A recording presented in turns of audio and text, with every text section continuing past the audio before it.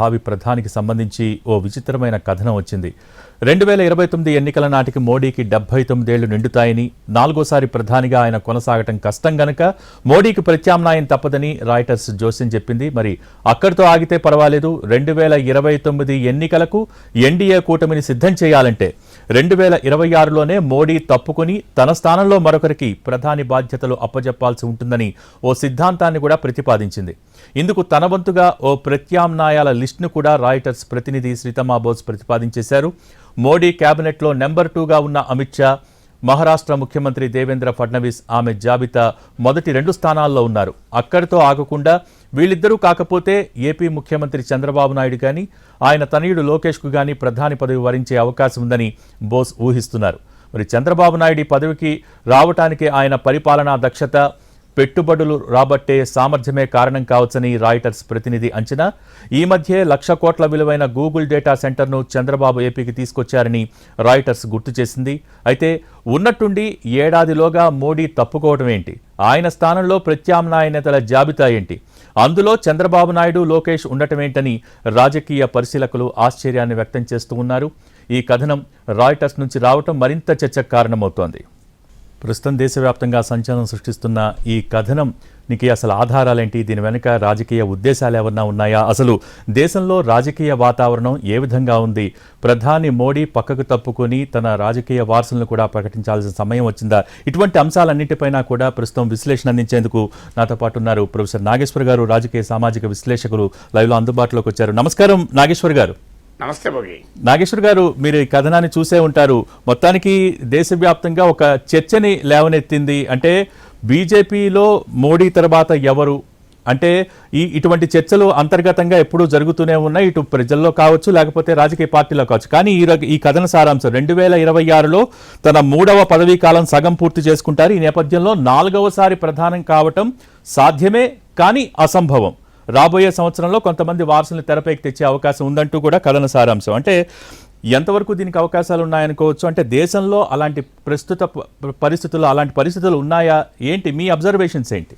అంటే ఇది రాయిటర్స్ లో వచ్చిన కథనము. రాయిటర్స్ ఇది prestigious news agency, global news agency. కానీ ఇట్లాంటి చెత్త కథనాలు ప్రచురించి రాయిటర్స్ తన క్రెడిబిలిటీ మొత్తాన్ని పోగొట్టుకుంది. అసలు ఏ బేసిస్ లేని హైలీ అన్ప్రొఫెషనల్ స్టోరీ. ఆ స్టోరీ ఏంటంటే ఒక జర్నలిస్ట్, అంటే ఫైనాన్షియల్ అనలిస్ట్, రాజకీయాలతో సంబంధం లేని ముంబై బేస్ ఇండియన్ కాలమ్నిస్టు తలా తోకా లేకుండా చేసిన స్టోరీ ఇది. మరి రాయిటర్స్ ఎందుకు ఇలాంటి స్టోరీని అనుమతించింది? రాయిటర్స్ ప్రతిష్టను కూడా దిగజార్చే రీతిలో ఈ స్టోరీ ఎందుకు వచ్చింది? దీని వెనకాల ఏదైనా రాజకీయ మతలబులు ఉన్నాయా అనే అనుమానం రాకపోదు. ఎందుకంటే ఈ స్టోరీ చూస్తే clearly it is a cooked up story అని అర్థమవుతుంది, మ్యానుఫ్యాక్చర్ స్టోరీ. ఈ స్టోరీ ఏంటి? 2026లో నరేంద్ర మోడీ దిగిపోతాడు. ఎవరు చెప్పారు దిగిపోతాడని? ఏ బేసిస్ లేదు, ఏ రీజనింగ్ లేదు, ఏ రకమైన కోర్సు లేవు. సో ఇదొక విష్ఫుల్ థింకింగ్ అంటారే. ఏ బేసిస్ మీద? భారతీయ జనతా పార్టీ ఇప్పటికే స్పష్టం చేసింది 2029లో కూడా మోడీ నాయకత్వంలోనే మేము ఎన్నికలకు పోతామని. అమిత్ షా ఇప్పటికే ప్రకటించాడు 75 ఏళ్ళకు రిటైర్ కావాలన్న రూల్ ఏ బీజేపీ రాజ్యాంగంలో ఎక్కడా లేదు అని. ఆల్రెడీ ప్రెసిడెంట్ కూడా ఉంది. యడియూరప్ప విషయంలో 75 ఇయర్స్ దాటినా ఆయన కాంగ్రెస్ పార్లమెంటరీ బోర్డులో తీసుకున్నారు. యడియూరప్పకే మినహాయింపు ఉన్నప్పుడు మోడీకి ఉండదా?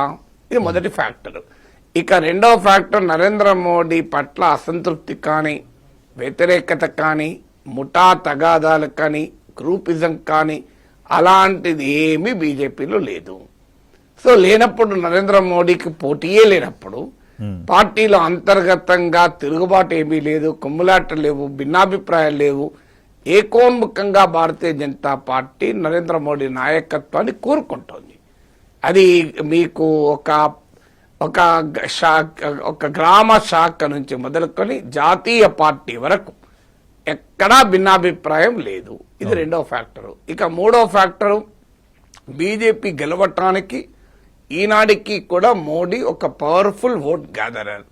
ఇవాళ బీజేపీకి నేషనల్ ఎలక్షన్ స్టడీస్ అన్నీ చెప్తున్నాయి, బీజేపీకి ఓటు వేసిన వారిలో 1/3 to 1/2 మూడో వంతు నుంచి సగం వరకు మీకు నరేంద్ర మోడీని చూసి ఓటేసిన వాళ్ళు ఉంటారు. ఒక్కొక్క రాష్ట్రానికి తేడా ఉండొచ్చు, కానీ దేశం మొత్తం మీదనైతే 1/3 మోడీని చూసి ఓటేస్తున్నారు.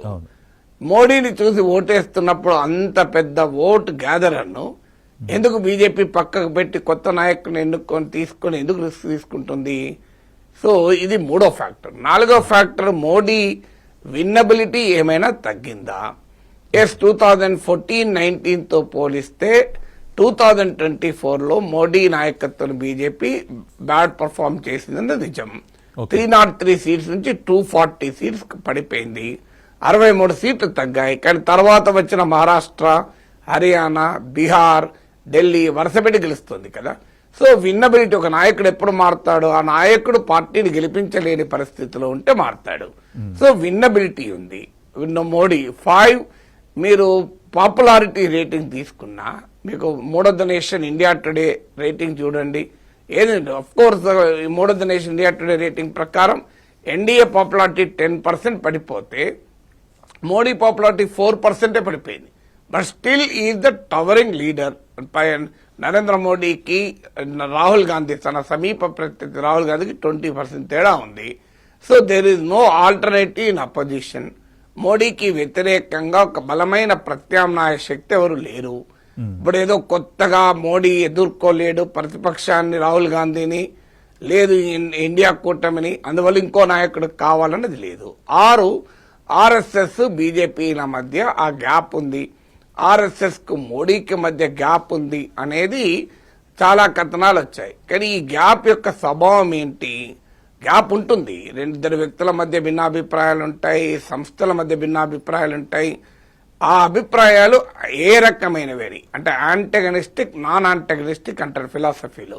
అంటే శత్రుపూర్వకమైనవా, శత్రుపూర్వకం కానివా అని. ఆర్ఎస్ఎస్ కు మోడీకి మధ్య ఉండే డిఫరెన్సెస్ యాంటగనిస్టిక్ కాదు, హోస్టైల్ రిలేషన్షిప్ కాదు. అది అంటే శత్రుపూర్వకమైన వైరుధ్యాలు, విభేదాలు కావు. అఫ్ కోర్స్ మోడీ వ్యవహార సరళి ఆర్ఎస్ఎస్ లో కొంతమంది నచ్చకపోవచ్చు.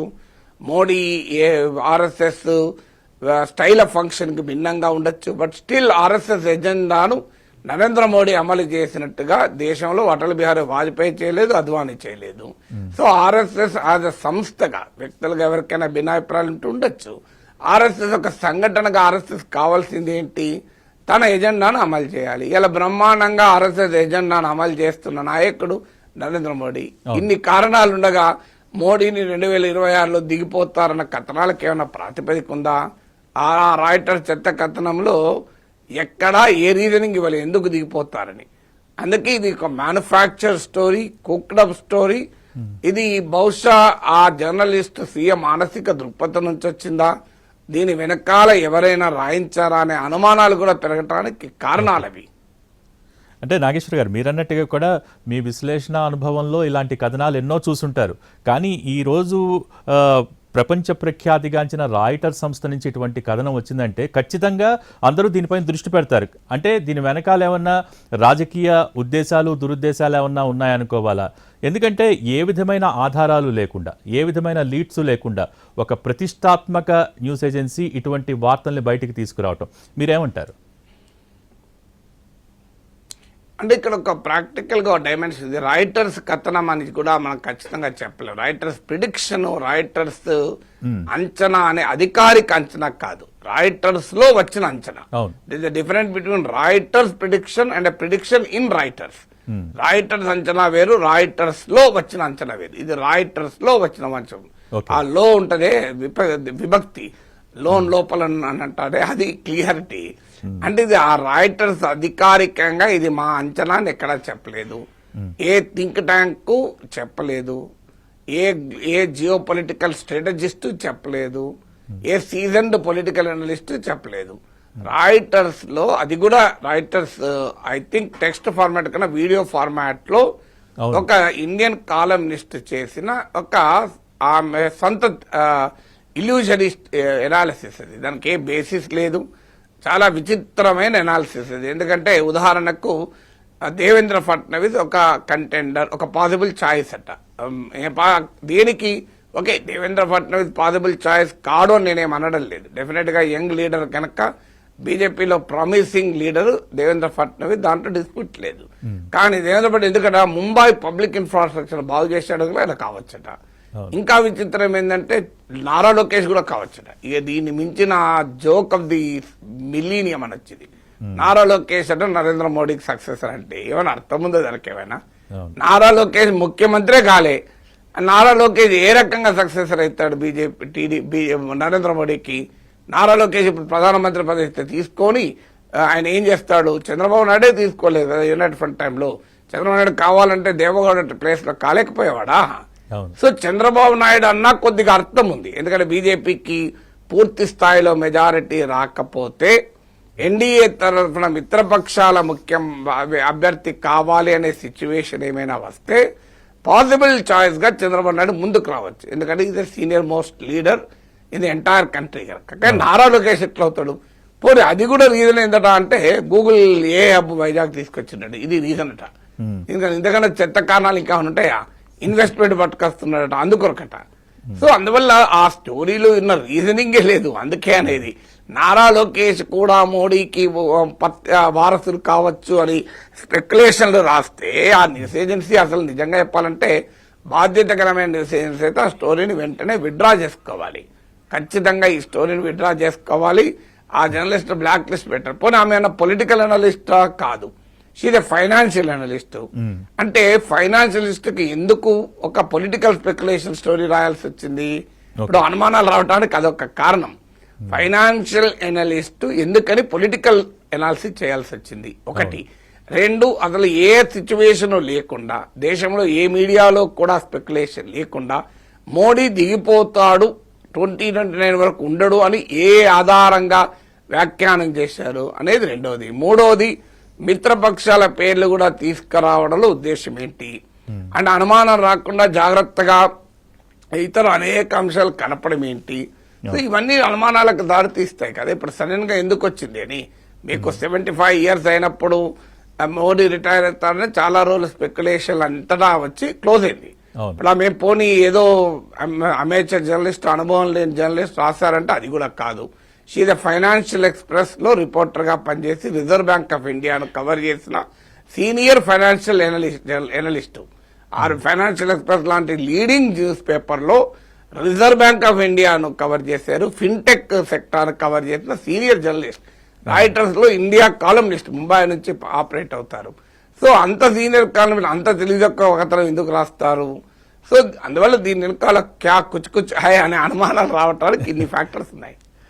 అంటే కేవలం పెట్టుబడులు తీసుకొచ్చారు కాబట్టి ఈరోజు ప్రధాన అయ్యే అవకాశాలు ఉన్నాయి రాయటం మీరన్నట్టుగా కూడా కొంచెం హాస్యాస్పదంగా ఉన్నప్పటికీ కూడా గత కూటమి ప్రభుత్వాల అనుభవాలు ఇవన్నీ తీసుకున్న ప్రభుత్వాలు ఏర్పాటు చేయటం ఇవన్నీ మీరు చూశారు కదా. సో వాటిని తీసుకున్నప్పుడు కేవలం 2 పదుల ఎంపీలు ఉన్న చంద్రబాబు ఎందుకు ప్రధాని కాకూడదు అన్న, ఎందుకు ప్రధాని అయ్యే అవకాశాలు ఉండకూడదు అన్న ప్రశ్న కూడా తలెత్తుంది. నిజంగా అటువంటి అవకాశాలు ఉంటాయండి నాగేశ్వర్ గారు? అంటే దేవగౌడ ప్రైమ్ మినిస్టర్ చంద్రబాబు నాయుడు ఎందుకు కాడు కానీ అది సమస్య కాదు. దేవగౌడ అయ్యాడు, ఐక్య గుజరాల్ అయ్యాడు కదా, మీకు చంద్రశేఖర్ అయ్యారు, చరణ్ సింగ్ అయ్యారు, వీళ్ళందరికీ ఎంత బలం ఉంది? 2 పదులు కూడా లేదు, 1 పది కూడా లేదు. సో చంద్రశేఖర్ అయ్యారు, చరణ్ సింగ్ అయ్యారు, విపి సింగ్ అయ్యారు, ఐక్య గుజరాల్ అయ్యారు, దేవగౌడ అయ్యారు, ఇంతమంది అయ్యారు కదా దేశంలో. అందువల్ల చంద్రబాబు నాయుడు కాడు అని అనటానికి ఏం ప్రాతిపదిక లేదు. సంకీర్ణ రాజకీయాల్లో నెంబర్స్ ను బట్టి ఉంటుంది. సో కానీ ఇప్పుడున్న పొలిటికల్ సిచ్యువేషన్ అయితే అలా లేదు. అయినా ఎన్నికలే దగ్గరలో లేవు, ఇంకా 4 ఏళ్లకు ఎన్నికలు ఉన్నాయి. ఇప్పుడు ఎందుకు చర్చ అసలు? సో 4 ఏళ్ల ముందు ప్రధానమంత్రిగా చంద్రబాబు నాయుడు అయ్యే అవకాశం ఉందని చర్చ పెడితే అది అయ్యాను అర్థం ఉన్న చర్చ అవుతుందా దానికి? చంద్రబాబు నాయుడు డెఫినెట్ గా పొలిటికల్ కాంటెక్స్ట్ లో ఈజ్ నాట్ ఎలిజిబుల్ అని ఎవరు అనడం లేదు. ఎందుకంటే senior most leader, even Narendra Modi కన్నా ముందు ముఖ్యమంత్రి అయ్యాడు. చాలా విశేషమైన రాజకీయ అనుభవము, పాలనా అనుభవం కలిగిన నాయకుడు. మిత్రపక్షాలు కాకూడదని ఎక్కడా లేదు. ఎందుకంటే వివిధ సందర్భాల్లో ఉన్న పొలిటికల్ మ్యాథ్ సీట్ల సంఖ్యను బట్టి ఉంటది. కానీ ఎలక్షన్లు 4 ఏళ్లు ఉన్నాయి, ఆ రాజకీయ పరిస్థితి లేదు. ఇప్పుడు భారతీయ జనతా పార్టీ గవర్నర్ పదవులు ఇవ్వడానికే సిద్ధంగా లేదు. మీకు ఒక్క గవర్నర్ తెలుగుదేశానికి ఒక్కరు సీనియర్ నాయకులైన అశోక్ గజపతి, అది కూడా రాష్ట్రం కాని రాష్ట్రంలో గోవాకి ఇచ్చాడు. ఏదైనా ఒక మేజర్ స్టేట్ కు ఒక్క గవర్నర్ పదవిని ఇచ్చారా? ఓ క్యాబినెట్ పదవి ఒకటి ఇవ్వడానికి బీజేపీ రెడీగా లేదు. క్యాబినెట్ పదవి కూడా ఒక్కరికి ఇచ్చారు రామ్మోహన్ నాయుడు. రెండో పదవి చంద్రబాబు నాయుడు అడగలేదు, వాళ్ళు ఇవ్వలేదు. సో గవర్నర్ పదవి ఇవ్వడానికి రెడీగా లేరు, కేంద్ర మంత్రి పదవి అదనంగా ఇవ్వడానికి రెడీగా లేరు. ప్రధానమంత్రి పదవి తీసుకొచ్చి వేరే పార్టీ చేతిలో పెడుతుందా బీజేపీ? బీజేపీకి ఏం పని లేదా అంత బలం ఉండగా? సో బీజేపీకి 60-70 సీట్లు వస్తే ఇంకెవరన్నా ప్రైమ్ మినిస్టర్ కావచ్చు. ఆ వాతావరణం ఈ రోజు ఉందా? సో బీజేపీకి 70-80 సీట్లు కనుక 100 లోపు వచ్చాయనుకోండి, సో మీకు బీజేపీకి 100 లోపు వచ్చి కాంగ్రెస్ కు 100 లోపు వస్తే అప్పుడు అతుకుల బొంత ప్రభుత్వం రావాలి, పలావ్ ప్రభుత్వం. సో మిక్స్డ్ వెజిటబుల్ కర్రీ రావాలి, అప్పుడు పలావ్ ప్రభుత్వం వస్తుంది. పలావ్ అంటే అందులో అన్ని రకాల మీకు ఇంట్లో మిగిలిన అన్ని కూరగాయలు వేసేయచ్చు పలావ్లో కావాలనుకుంటే. మీరు ఫ్రిడ్జ్ లో చూసి ఏ ఉంటాయి, దాలో అంటే దాలో, పలావ్ అనుకో, వెజిటబుల్ పలావ్ ఏదైనా పలావే కదా. సో మీకు అందులో అన్నీ వేయచ్చు. అట్లా ఏదైనా పలావ్ ప్రభుత్వం ఏర్పడితే ముఖ్యమంత్రి ప్రధానమంత్రి ఎవరైనా కావచ్చు. అందుకే అన్నది దేవగౌడ అయినప్పుడు, ఐకే గుజరాల్ అయినప్పుడు చంద్రబాబు నాయుడు ఎందుకు కాడన్నారు? కానీ ఆ పొలిటికల్ సిచ్యువేషన్ లేదు కదా. ఆ సిచ్యువేషన్ లేదు, ఆ కాంటెక్స్ట్ లేదు, బార్గెనింగ్ పవర్ లేదు, ప్రత్యేక హోదా అడిగే పరిస్థితి లేదు. ప్రధానమంత్రి పదవి ఏడుకెళ్ళి అడుగుతారండి, నాకు అర్థం కాని అంశం. నాగేశ్వర గారు, ఇందా మీరు చెప్పి ప్రస్తావించిన పాయింట్స్లో కూడా ముఖ్యమైన పాయింట్ ఏంటంటే ఈ కథనంలో అంటే మోడీ దిగిపోతారు, ఎందుకు దిగిపోవాలి, ఎందుకు నాయకత్వ మార్పు కావాలి అనేది చెప్పకుండా ప్రిడిక్షన్స్ మాత్రం ఇచ్చేశారు. తర్వాత ఎవరెవరికి అవకాశాలు ఉంటాయో అని ప్రిడిక్షన్స్ ఇచ్చేశారు. అటువంటి సందర్భంలోనే ఒక వాక్యాన్ని కోట్ చేశారు. 2029 ఎన్నికలకు ఎన్డీఏ కూటమిని, పర్టికులర్గా ఎన్డీఏ కూటమిని సిద్ధం చేయాలంటే 2026లోనే మోడీ తప్పుకుని తన స్థానంలో మరొకరికి ఆ బాధ్యతలు అప్పగించాలి అంటూ. అంటే ఏంటండి, ఎన్డీఏలో ఏమన్నా లుకలుకలు ఏమన్నా ఉన్నాయా ప్రస్తుతం? అటువంటి సంకేతాలు ఏమన్నా ఉన్నాయా అసలు? Absolutely zero. ఆ సంకేతాలే లేవు. బీజేపీ బలం తగ్గినా కూడా still it is much more stronger. వాస్తవంగా మీకు 2019లో బీజేపీకి సొంతగా 303 సీట్స్ వచ్చాయి. మిత్రపక్షాల అవసరం లేకుండానే సొంతగా మెజార్టీ వచ్చింది. 2024కి వచ్చే వరకు 240కి పడిపోయింది, 63 సీట్స్ తగ్గినాయి, 32 లెస్ దెన్ ద మెజారిటీ. కానీ బీజేపీ 2019లో ఎంజాయ్ చేయని బలాన్ని ఇప్పుడు ఎంజాయ్ చేస్తుంది. కారణం ఏంటంటే 2019తో పోలిస్తే బీజేపీ మోర్ స్టేట్స్ కంట్రోల్ చేస్తుంది. ఇది ఒక మేజర్ అడ్వాంటేజ్ బీజేపీకి. సో పొలిటికల్ పవర్ అనేది కేవలం కేంద్రము పార్లమెంట్లోనే ఉండదు. ఇప్పుడు బీజేపీకి ఉన్న అడ్వాంటేజ్ ఏంటంటే సీట్లు తగ్గినా మిత్రపక్షాలు బ్లాక్మెయిల్ చేసే సిచ్యువేషన్ లేదు. చంద్రబాబు నాయుడు కావచ్చు, నితీష్ కుమార్లకు కావచ్చు, బ్లాక్మెయిల్ చేసే పొజిషనే లేదు. కారణం ఏంటంటే బీజేపీ ఒక్క కేంద్రంలోనే గెలవడం లేదు, రాష్ట్రంలో కూడా వరుస పెట్టి గెలుస్తోంది. మహారాష్ట్ర చూసాం, బీహార్ చూసాం, హర్యానా చూసాం, ఢిల్లీ చూసాం. రెండవది, గతంలో లాగా ఇది వాజ్పేయి ప్రభుత్వం కాదు, ఇది నరేంద్ర మోడీ ప్రభుత్వం. మోడీతో పెట్టుకుంటే ఏమైతుంది, ఈడీ వస్తుంది. మోడీని కాదంటే ఈడీ వస్తుంది, సిబిఐ వస్తుంది. దానికి సిద్ధంగా ఉంటేనే మోడీతో పెట్టుకోవాలి. మీకు మోడీతో పెట్టుకోవడానికి వీటన్నిటినీ ఎదుర్కొనేటువంటి పరిస్థితి ఉండాలి. ప్రాంతీయ పార్టీలకు ఆ పరిస్థితి ఉండదు. ఎందుకు మాకు పంచాయతీ, మాకు రాష్ట్రంలో మా ప్రత్యర్థిని చూసుకుంటే సరిపోతుంది అనుకుంటారు. అందుకే చంద్రబాబు, జగన్ ఇద్దరు కలిసి పోటీ పడి బీజేపీకి మద్దతు ఇస్తున్నారు. అది రెండో ఫ్యాక్టర్. మూడో ఫ్యాక్టర్, ఇవాళ బీజేపీ బలహీనపడచ్చు, అపోజిషన్ బలంగా ఉందా? పోనీ అపోజిషన్ బలంగా ఉంది, ఇండియా కూటమి బలంగా ఉంది, ఇండియా కూటమి యునైటెడ్ గా ఉంది అంటే అది లేదు పరిస్థితి. ఇండియా కూటమిలో ఒకరికొరికి జుట్టు పట్టుకుంటున్నారు. కాంగ్రెస్ పార్టీకి ఏమన్నా పోనీ 150 సీట్లు 170 సీట్లు వచ్చున్నాయి. ఏ క్షణమైన కాంగ్రెస్ చాలా ప్రామిసింగ్ పొటెన్షియల్ ఉంది అని అంటే అప్పుడు పాసిబిలిటీ ఉంటుంది. కాంగ్రెస్ కు ప్రామిసింగ్ పొటెన్షియల్ లేదు. ఇన్ని ఫ్యాక్టర్స్ బీజేపీకి అనుకూలంగా ఉన్నప్పుడు సీట్లు తగ్గినా పొలిటికల్ పవర్ ఇంకా మోర్ కన్సాలిడేట్ అయింది ఆఫ్టర్ 2019. సో అందువల్ల ఇప్పుడు ఎన్డీఏలో నాయకత్వ మార్పు అనే ప్రసక్తే ఉత్పన్నం కాదు. మీకు ఎన్డీఏకు కన్వీనరే లేడు. చంద్రబాబు నాయుడు మొదలు కన్వీనర్ చేశారు, అక్కడి ఆ రోజుల్లో చర్చ జరిగింది ఎన్డీఏ కన్వీనర్ అవుతాడు చంద్రబాబు నాయుడు అని. సో ఆ అవకాశం కూడా లేదు కదా. సో అందువల్ల మీకు పొలిటికల్ కాంటెక్స్ట్ ను కాంప్రిహెన్సివ్ గా చూసినప్పుడు ఏ రకంగానూ ఎన్డీఏలో మోడీకి పక్కకు పెట్టి కొత్త నాయకుడిని ఎంచుకునే అవకాశమే లేదు. నాగేశ్వర్ గారు ఇక్కడ అంటే మోడీ దిగే అవకాశం లేదు, అటువంటి పరిస్థితులు ప్రస్తుతం లేవు, స్పష్టంగా కనిపిస్తున్నాయి. తర్వాత ఇవన్నీ స్పెక్యులేషన్స్ అని అనుకున్నా కూడా బీజేపీ అంతర్గతంగా అంటే ఒక రకమైన చర్చ బయటకు వస్తోంది కాబట్టి బీజేపీ అంతర్గతంగా ఈ విషయం పైన ఆలోచన జరుగుతోందంటారు. అంటే మోడీ తర్వాత ఎవరు అన్న ప్రశ్న వేసుకోవాల్సిన సమయం బీజేపీకి ప్రస్తుతానికి ఉందంటారా లేదంటారా? ఎట్టి పరిస్థితుల్లో లేదు. ఎందుకంటే మోడీ ఇప్పటికీ నేను మొదట్లో చెప్పినట్టు బీజేపీకి బ్రహ్మాండంగా ఓట్లు తెస్తున్నాడు. Is the most charismatic leader. BJP RSS ఎజెండాను బ్రహ్మాండంగా అమలు చేస్తున్నాడు. There is no alternative. TINA factor అనే ప్రత్యర్థి సమీపంగా కూడా లేడు. సో మోడీ పాపులారిటీ ఇప్పటికీ ఓవర్వేమింగ్ గా ఉంది. సో అందువల్ల దేని కొరకు బీజేపీ కొత్త నాయకుడిని చూసుకోవాలి, పనే లేదా బీజేపీకి. సో బీజేపీ ఏ కారణం పోనీ మోడీకి వ్యతిరేకంగా ఎవరైనా గ్రూపులు కట్టే పరిస్థితి లేదు. పార్టీ పార్లమెంటరీ బోర్డులో మోడీ అమిత్ షా ఏమంటే అది ఎస్ అనే వాళ్ళే ఉన్నారు.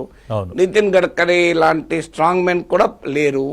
మీకు గతంలో పార్లమెంటరీ బోర్డులో పూర్వ అధ్యక్షులు ఉండేవాళ్ళు ఆటోమేటిక్గా, ఇప్పుడు అది కూడా లేదు. ముఖ్యమంత్రులు కూడా మీరు చూడండి, ఎక్సెప్ట్ యోగి ఆదిత్యనాథ్ మిగతా ముఖ్యమంత్రులు ఎవరు హై ప్రొఫైల్ పొలిటీషియన్లు ఎవరు లేరు.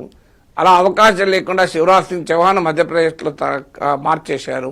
వసుంధరా సింధియన్ రాజస్థాన్లో కానివ్వలేదు.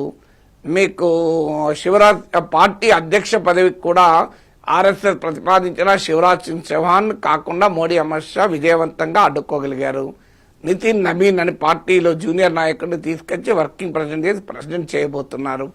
సో గవర్నమెంట్ లో పార్టీలో తిరుగులేని పరిస్థితి. మీకు పార్లమెంటరీ బోర్డులో తిరుగులేరు. నాయకత్వం రాష్ట్రాల్లో అసలు బలం ఒక్క యోగి ఆదిత్యనాథ్ మినహా ఇలా ఏ ముఖ్యమంత్రి కూడా మోడీ అమిత్ షాలకు ఎదురు చెప్పగలిగే పరిస్థితిలో ఉన్నారా? ఏమనంటే యోగి ఆదిత్యనాథ్, యోగిని మార్చడానికి కూడా చాలా ప్రయత్నాలు జరిగాయి. అయితే యోగికి ఉన్న హిందుత్వ ఐకానిక్ ఇమేజ్ రీత్యా ఏమీ చేయలేకపోయారు. కానీ యోగి ఉత్తరప్రదేశ్ కి పరిమితం చేశారు. ఆయన అసలు ఢిల్లీ వైపు చూడకుండా జాగ్రత్త పడుతున్నారు కదా. సో అందువల్ల ఎక్కడ పార్టీలో అవకాశం లేదు, ప్రభుత్వంలో అవకాశం లేదు, రాష్ట్రాల్లో అవకాశం లేదు. ఎవ్రీథింగ్ అండర్ మోడీ అమిత్ షాల కంట్రోల్లో ఉండగా మీకు ఇప్పుడు మోడీని మారుస్తారు, మోడీ కాకుండా ఇంకో నాయకుడు అవుతారని చర్చ ఎడికెళ్ళొస్తుందండి. కానీ నాగేశ్వర గారు మంచి పాయింట్ కోట్ చేశారు. ఈ రోజున పార్టీకి అటువంటి ఆలోచన అవసరం లేదు, ఎన్డీఏలో కూడా అటువంటి అవసరం లేదు, రాష్ట్రాల్లో కూడా అటువంటి అవసరం లేదని కాసేపు అనుకుంటే ప్రజల్లోకి వద్దాం. ప్రజల్లోకి వస్తే కనుక ప్రస్తుతం భారతదేశం ఎదుర్కొంటున్న సమస్యలు కావచ్చు, ఇతర దేశాలతో సంబంధాల విషయంలో కావచ్చు, మోడీ లాంటి నాయకత్వం ఎంతవరకు అవసరం, వచ్చే ఎన్నికల్లో కూడా ప్రజలు మోడీ వైపే మొగ్గు చూపే అవకాశాలు ఎంతవరకు ఉన్నాయనుకోవచ్చు? ఈ అంశం పైన మీ విశ్లేషణ కావాలి. వచ్చే ఎన్నికలు పక్క పెట్టండి. మీ టీవీ ఛానల్లో వచ్చే నెలల్లో రేటింగ్ ఎట్టుంటాయి చెప్పగలవా మీరు? మరి మీ టీవీ ఛానల్లో వచ్చే నెలలో మీ రేటింగ్ ఎట్టుంటుంది మీరు చెప్పలేనప్పుడు 4 ఏళ్ల తర్వాత ఎవరు గెలుస్తారు నేను ఎట్లా చెప్పాలి? మీరు 10 సంవత్సరాల తర్వాత చెప్పగల నాగేశ్వర గారు మీరు 10 సంవత్సరాల తర్వాత ఏం జరుగుతుందో చెప్పగల అనుభవజ్ఞులు రాజకీయంగా. అదే లేదు, అది అలా 15 రోజుల తర్వాత ఉష్ణోగ్రతలు ఎట్లుంటో చెప్పగలరా మీరు? సో అందువల్ల it's all absolute non sense to speculate beyond so much time కదా. 2029 లో ఏమైతుంది అని ఇప్పుడు కూర్చొని చర్చించాల్సిన అవసరము నాకు లేదు, ఆ అగత్యము నాకు పట్టలేదు. ఎవరైనా చెప్తే అది బేస్లెస్ స్పెక్యులేషన్ అవుతుంది.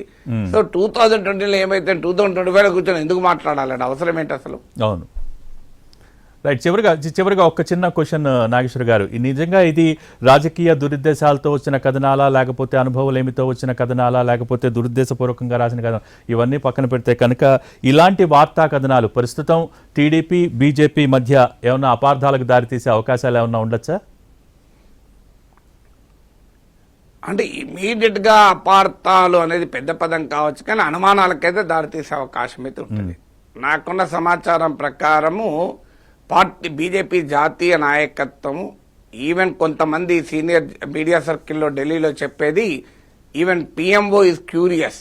అంటే PMO is not worried. Prime minister office ఇట్లాంటి చెత్త కథనాలకు వరీ అవుతుందని నేను అనుకోను. But at least they are curious. ఈ స్టోరీ ఆరిజిన్ ఏంటి, ఈ స్టోరీ ఎందుకు వచ్చింది, రైటర్స్ లో ఎలా వచ్చింది, దీని వెనకాల ఎవరున్నారు అనేటువంటి ఆరా తీస్తున్నట్టు కనబడుతోంది. ఎందుకంటే ఈ స్టోరీని మీరు జాగ్రత్తగా గమనిస్తే మిత్రపక్షాల్లో నితీష్ కుమార్ ఉన్నాడు, ఇప్పుడు నితీష్ కుమార్ అంటే ఆరోగ్యం సరిగా లేదు. మిత్రపక్షాలు ఇంకెవరి పేరు లేదు, ఒక్క చంద్రబాబు నాయుడు పేరు మాత్రమే ఉంది. కానీ అదే సమయంలో నారా లోకేష్ పేరు యాడ్ చేశారు. ఎప్పుడైనా ఒక స్టోరీ రాసేటప్పుడు ఏం చేస్తారంటే, మన జర్నలిజంలో నాకు 30-40 ఏళ్ళ అనుభవము, జర్నలిజంలో రాసేటప్పుడు అనుమానం రాకుండా ఉండేందుకు కొన్ని అప్రస్తుత ప్రసంగాలు కూడా చేరుస్తారు. అవధానంలో అప్రస్తుత ప్రసంగం ఉన్నట్లు దీంట్లో కూడా అప్రస్తుత అంశాలు చేరుస్తారు. చేరిస్తే అది ఎలా రాశారు, ఎవరు రాయించారు అనే అనుమానం రాకుండా. సో అందులో అప్రస్తుత ప్రసంగంలో ఒక భాగం నారా లోకేష్ పేరు పెట్టడము. సో రాహుల్ గాంధీ, ప్రియాంక గాంధీలకు కూడా అవకాశం ఉంటుంది ఒకవేళ మోడీ పట్ల, బీజేపీ పట్ల వ్యతిరేకతను రాయడము. ఈ గందరగోళం అంతా చేశారు దాంట్లో. అంటే అందువల్ల ఆ స్టోరీ చూస్తే ఒకటి మాత్రం నిజం, ఆ రాసిన జర్నలిస్టుకు ఏమాత్రము బుర్ర లేకుండా రాయాలి, లేదా ఆమెతో ఎవరన్నా రాయించాలి. రెండే పాసిబిలిటీస్. ఆమె బుర్ర లేకుండా రాసింది అనాలి అంటే కాస్త అనుమానం కలుగుతుంది. ఎందుకంటే ఆమె సీనియర్ జర్నలిస్టు, ఫైనాన్షియల్ జర్నలిస్టే కావచ్చు, రిజర్వ్ బ్యాంక్ కవర్ చేసిన జర్నలిస్టు, మాట్లాడింది రాయిటర్స్లో, ఫైనాన్షియల్ ఎక్స్ప్రెస్లో పనిచేసిన అనుభవం ఉన్న జర్నలిస్టు. మరి అంత బుర్ర లేకుండా ఎందుకు రాస్తారు? వాట్ ఈస్ ది ఇంట్రెస్ట్ అని ఒక క్వశ్చన్. రాయిటర్స్ ఎలా ఎలవ్ చేసిందని రెండో question.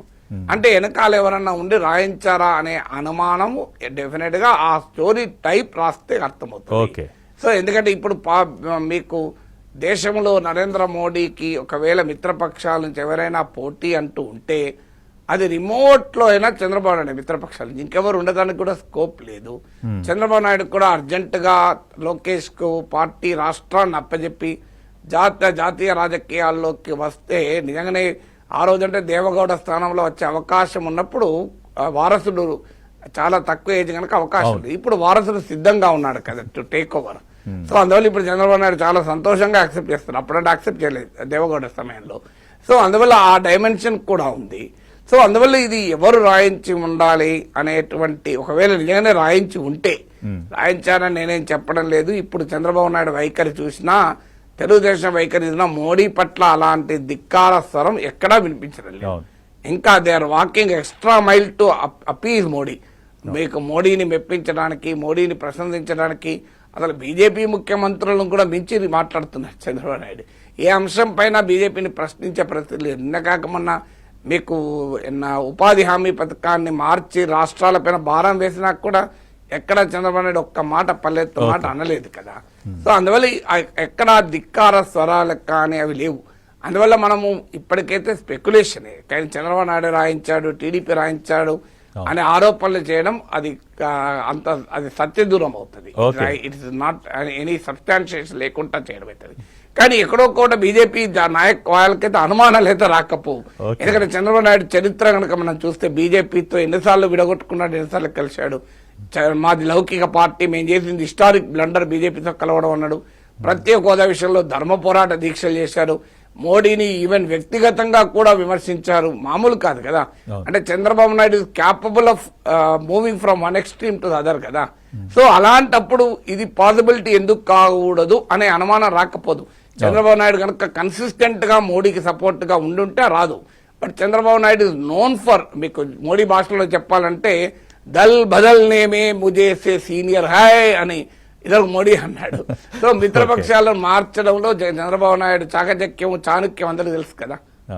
Okay, thank you Nageswara గారు, అందుబాటులోకి వచ్చి మీ అభిప్రాయాన్ని మాతో పంచుకున్నందుకు thank you so much. Right, ఇక చర్చా కార్యక్రమంలో పాల్గొనడానికి పెంటపాటి పుల్లారావు గారు రాజకీయ విశ్లేషకులు, అలాగే తెలకపల్లి రవి గారు సీనియర్ జర్నలిస్ట్ రాజకీయ విశ్లేషకులు, నగేష్ గారు సీనియర్ జర్నలిస్ట్ వారు కూడా సిద్ధంగా ఉన్నారు. వారితో చర్చా కార్యక్రమం కొనసాగించే ముందు షార్ట్ బ్రేక్ తీసుకుందాం.